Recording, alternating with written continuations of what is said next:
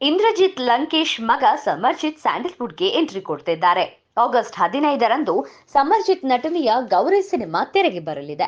ಈಗಾಗಲೇ ಹಾಡುಗಳು ಹಾಗೂ ಟ್ರೈಲರ್ನಿಂದ ಗೌರಿ ಕೊಂಚ ನಿರೀಕ್ಷೆ ಹುಟ್ಟಿಸಿದೆ. ಕಾದು ನೋಡ್ಬೇಕು ಕನ್ನಡದ ಜನ ಹೇಗೆ ರಿಸೀವ್ ಮಾಡ್ಕೋತಾರೆ ಸಮರ್ಜಿತ್ನ ಅಂತ. ಇದೇ ತರ ರೀಸೆಂಟ್ ಸಮಯದಲ್ಲಿ ಸಾಕಷ್ಟು ಕಲಾವಿದರ ಮಕ್ಕಳು ಕರಿಯರ್ ಶುರು ಮಾಡಿದ್ದಾರೆ. ಅವರಲ್ಲಿ ಗೆದ್ದವರಿಗಿಂತ ಸೋತವರೇ ಹೆಚ್ಚು. ಹಾಗಾದ್ರೆ ಯಾರೆಲ್ಲ ಕಲಾವಿದರ ಮಕ್ಕಳು ಮೊದಲ ಸಿನಿಮಾದಲ್ಲಿ ಗೆಲುವು ಕಂಡಿದ್ದಾರೆ, ಯಾರೆಲ್ಲ ಸೋತಿದ್ದಾರೆ ಅಂತ ನೋಡೋಣ. ಮೊದಲಿಗೆ ಇದೇ ವರ್ಷ ನಾಯಕ ನಟನಾಗಿ ಕಾಲಿಟ್ಟ ಯುವ ಬಗ್ಗೆ ಹೇಳ್ಬೇಕು.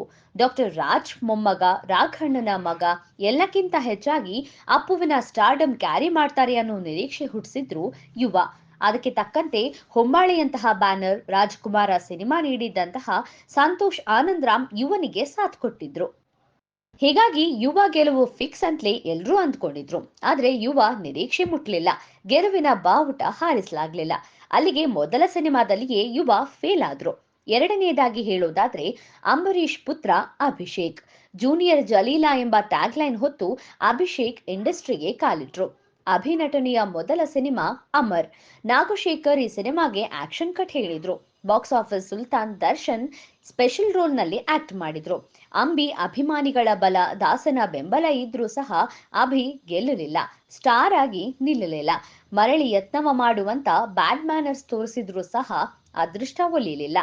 ಇನ್ನು ದೊಡ್ಡಗೌಡರ ಮೊಮ್ಮಗ, ಮಾಜಿ ಮುಖ್ಯಮಂತ್ರಿ ಕುಮಾರಸ್ವಾಮಿ ಅವರ ಮಗ ನಿಖಿಲ್ ಜಾಗ್ವಾರ್ ಮೂಲಕ ಕರಿಯರ್ ಆರಂಭಿಸಿದ್ರು. ತೆಲುಗಿನ ಸ್ಟಾರ್ ರೈಟರ್ ವಿಜಯೇಂದ್ರ ಪ್ರಸಾದ್ ಕತೆ ಬರೆದಿದ್ರು. ಕೋಟಿ ಕೋಟಿ ಇನ್ವೆಸ್ಟ್ ಮಾಡಿ ಕನ್ನಡ ತೆಲುಗಿನಲ್ಲಿ ಜಾಗ್ವಾರ್ ನಿರ್ಮಾಣ ಮಾಡಲಾಯಿತು.